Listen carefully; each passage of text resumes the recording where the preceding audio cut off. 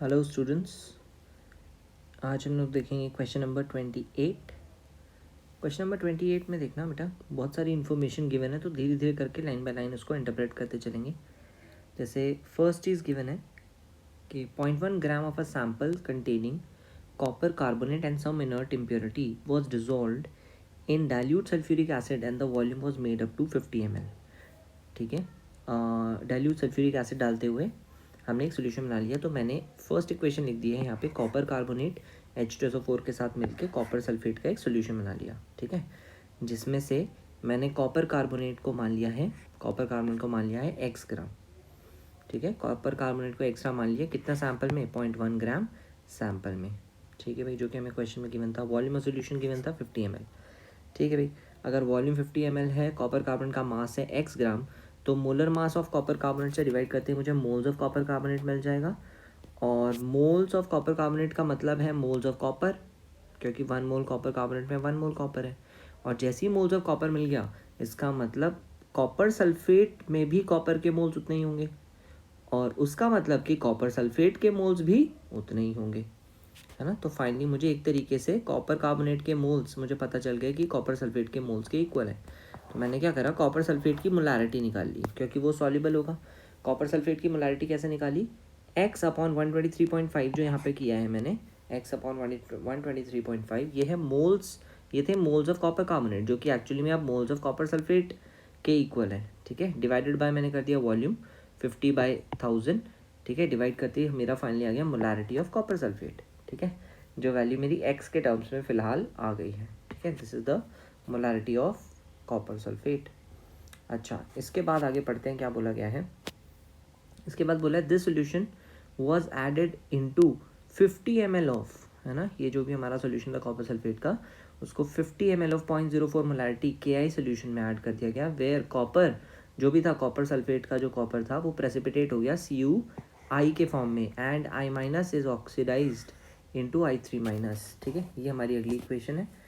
तो ठीक है, वो बना दिया मैंने। Cu2+ जो भी था हमारा कॉपर सल्फेट के फॉर्म में जो भी था, वो I- को ऑक्सीडाइज करके I3- में ले गया, और कॉपर 2+ CuI के फॉर्म में प्रेसिपिटेट आउट हो गया, है ना। इसके मोल्स मैंने यहाँ पे मेंशन कर दिए हैं, 2 मिलीमोल आ रहे हैं। 50 ml को अगर आप 0.04 से मल्टीप्लाई करते हो, 2 मिलीमोल आपको पता चल जाएगा I- लिया गया था।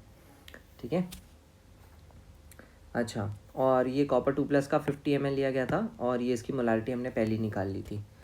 ठीक है, तो इतना डेटा अभी तक हमें पता है। आगे देखते हैं आगे क्या कह रहा है। अ 10 ml portion of this solution. अच्छा, ये जो टोटल सोल्यूशन है, 50 ml जो हमने और डाल दिया था इसमें, पहले से 50 ml का सोल्यूशन था, 50 और डाल दिया था, उसमें से 10 ml का हमने सोल्यूशन अलग से निकाला।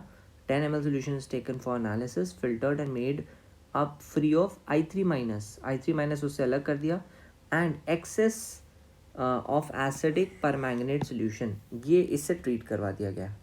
ठीक है, तो ये देख लेते हैं अगली रिएक्शन। अगली रिएक्शन में बोला है कि 10 ml of the solution is taken and reacted with excess of permanganate solution.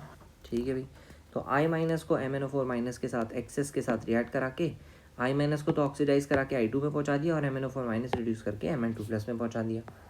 ठीक है, और फिर ये जो I2 बना है, जितना भी I2 बना है, उसको फर्दर हाइपो के साथ रिएक्ट करवाया, वो उन्होंने आगे मेंशन किया होगा। देखो, liberated iodine required 20 ml of 2.5 millimolarity sodium thiosulphate to reach the end point. ठीक है, तो अब उसके लिए एक इक्वेशन लिखनी पड़ेगी कि जो भी हमारा I2 था वो सोडियम थायोसल्फेट के 20 ml 2.5 मिलीमोलैरिटी के साथ एक रिएक्ट करके फाइनली हमारा टाइट्रेशन को कंप्लीट कर देता है। तो हम शुरू करते हैं इसी रिएक्शन से, रिएक्शन नंबर 2 से। रिएक्शन नंबर 2 से अगर देखा जाए तो equivalence of I2 will be equal to the equivalence of hypo, Na2H2O3, इनके इक्विवेलेंट्स बराबर होने चाहिए। ठीक है, रिएक्टिंग स्पीशीज टाइट्रेशन कंप्लीट होने के बाद, तो सोडियम थायोसल्फेट के मैंने यहाँ पे मिली इक्विवेलेंट्स जो भी आएंगे, 2.5 मिली इक्विवेलेंट्स मिली मोलारिटी था, तो उस मिली की जगह 10⁻³ लिख दिया मैंने, और 20 ml था, तो ये हमारा आ जाएगा मिली इक्विवेलेंट्स। ठीक है भाई, इसको मल्टीप्लाई करके कुछ कुछ मिली इक्विवेलेंट्स में कन्वर्ट हो जाएगा, तो हमें मिली इक्विवेलेंट्स पता चल गया I2 के। ठीक है भाई, फिर अब रिएक्शन 1 की तरफ अगर जाएँ, तो I2 देखो रिएक्शन 1 में प्रोड्यूस हो रही है I2, है ना, I2 is getting produced in reaction 1, और I2 के मिली इक्विवेलेंट्स ऑब्वियसली बराबर होंगे I- के मिली इक्विवेलेंट्स के। क्यों? क्योंकि MnO4- एक्सेस में है, तो जो चीज़ रिएक्ट कर रही है आई माइनस पूरी ख़त्म हो रही है, ऑब्वियसली वो I2 के बराबर इक्विवेलेंट्स आने चाहिए उसके, तो उसके हिसाब से मैंने लिख दिया equivalents of I minus equals to equivalents of I2। तो सेम इक्विवेलेंट्स I माइनस के भी आ गए 1/20 जो ऊपर आए थे 1/20 मिली इक्विवेलेंट्स, और I माइनस का क्योंकि n फैक्टर 1 है इसलिए मिली मोल्स भी उतने ही आ गए 1/20 मिली मोल्स। अब ये जो I माइनस है these are present only in 10 ml of solution. अब स्टार्टिंग में जो मैंने KI मिलाया था, ध्यान से देखो KI का कितना ml मिलाया था, 50 ml ऑफ 0.04 मोलैरिटी KI मिला था, 50 ml ऑफ KI मिलाया था, ठीक है। और हमारे पास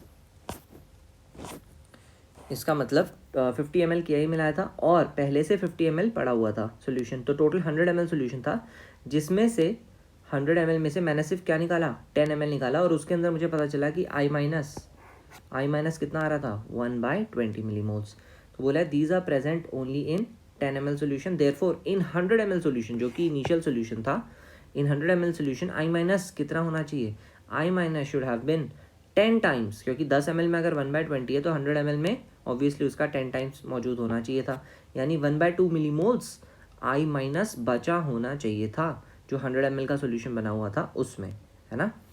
अच्छा 1/2 मिलीमोल्स अगर वहाँ बचा होना चाहिए था, इसका मतलब बचा होने का क्या मतलब है, इनिशियल सोल्यूशन में 1/2 मिलीमोल्स बचा होने का, ये है हमारा इनिशियल रिएक्शन, है ना, ये नाउ के बाद वाला, this is the initial reaction. इसमें मैं बोल रहा हूँ 1/2 मिलीमोल्स बचा होना चाहिए था, हमारे पास लिए कितने गए थे I माइनस 2 मिलीमोल्स, और 1/2 अगर बचा गया है इसका मतलब 1.5 मिलीमोल्स कहाँ गए, वो 1.5 मिलीमोल्स ऑब्वियसली Cu2 प्लस के साथ रिएक्ट करे होंगे, Cu2 प्लस के साथ रिएक्ट कर गए होंगे। अब हमें कैसे पता चलेगा कि कितने Cu2 प्लस के मोल्स के साथ रिएक्ट करें, तो उसके लिए मैंने क्या करा, इस रिएक्शन को करा बैलेंस, ठीक है। पहले तो हमने ये देख लिया, this means that I minus that reacted with Cu2 plus in reaction star was 2 minus half that is 3/2 millimoles, और रिएक्शन स्टार को लिखते हुए मैंने क्या करा, I minus goes into I3 minus as well as UI, तो I minus क्योंकि दोनों जगह जा रहा है तो डायरेक्टली एन फैक्टर निकालना थोड़ा मुश्किल है ना, I माइनस का एन फैक्टर निकालना मुश्किल है, तो मैंने क्या करा बेस्ट बैलेंस कर दिया उसे, है ना, तुरंत बैलेंस कर दिया, आधा रिडॉक्स पार्टिसिपेटिंग है I माइनस, आधे में रिडॉक्स पार्टिसिपेटिंग नहीं है, तो बैलेंस करके कर लो ज़्यादा आसानी से हो जाएगा, है ना। बैलेंस करने के बाद मेरी जो ओवरऑल इक्वेशन आई वो कुछ ऐसी थी, ये ओवरऑल इक्वेशन आई है बैलेंस करने के बाद, जिससे मुझे ये इन्फॉर्मेशन मिल रही है कि 5 मोल ऑफ अगर मैं I माइनस लेता हूँ तो मुझे 2 मोल ऑफ Cu2 प्लस लगेगा पूरा रिएक्ट कराने के लिए। तो ऑब्वियसली अगर 3/2 millimoles of I minus react किए हैं तो फिर बताना है कि कितना millimoles of I minus कितना millimoles of Cu2 plus लगेगा, तो यूनिटरी मेथड से निकाल सकते हैं 3/5 मिली मोल्स ऑफ Cu2 प्लस लगेगा। अच्छा अब ये जो 3/5 मिलीमोल्स ऑफ Cu2 प्लस है उसको मैंने अगर इक्वेट कर दूँ, जो एक्स के टर्म्स में हमने स्टार्टिंग में लिखा था 20x अपॉन 123.5, ये मोलारिटी इंटू वॉल्यूम था ना 50 ml, मल्टीप्लाई करने के बाद आएगा मिलीमोल्स, तो ये मैंने एक्चुअली दोनों को इक्वेट कर दिया है, इससे x की वैल्यू निकाल ली है, और x हमारा आ गया फाइनली 0.0741 ग्राम, ठीक है, ये x की वैल्यू आ गई। अब परसेंटेज ऑफ CuCO3 जो कि हमसे पूछा गया था, x हमने माना था CuCO3 का वजन पूरे सैंपल में, तो परसेंटेज अगर पूछा गया तो 0.0741 डिवाइड बाय 0.1 ग्राम का पूरा सैंपल था, इंटू 100 करते ही फाइनली आपका परसेंटेज में आंसर आ जाएगा, and that value is 74.1%, that will be the final answer.